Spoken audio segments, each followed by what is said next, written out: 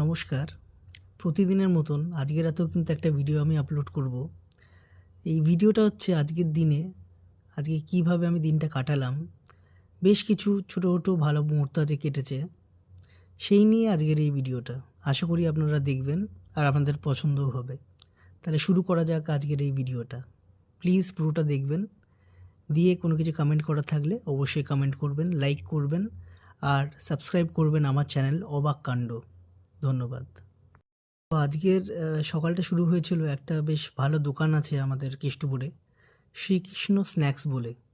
ওখানে আমি আর মধুমিতা ধোসা খেতে গেছিলাম। আমি খেয়েছি মশালা ধোসা, আর মধুমিতার পছন্দের ধোসা হচ্ছে প্লেন ধোসা।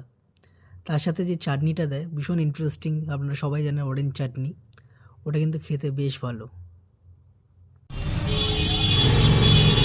এই হচ্ছে বিশাল বড় প্লেন ধোসা।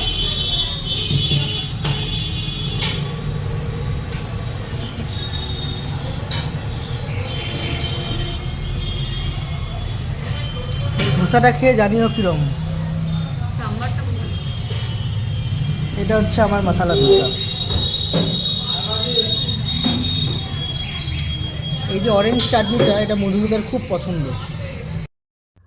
বাড়িতে ফেরার পর, ধোসা ব্রেকফাস্টের পর যখন বাড়িতে ফিরলাম, হঠাৎ করে ইচ্ছে হলো একটুখানি দিল্লি স্টাইল যদি বাটার চিকেন বানানো যায়।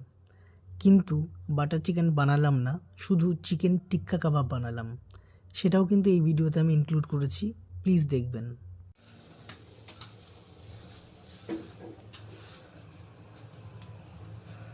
হোমমেড বাটার চিকেন বানাবো আজকে, তার জন্য কাবাবগুলো প্রিপেয়ার করছি।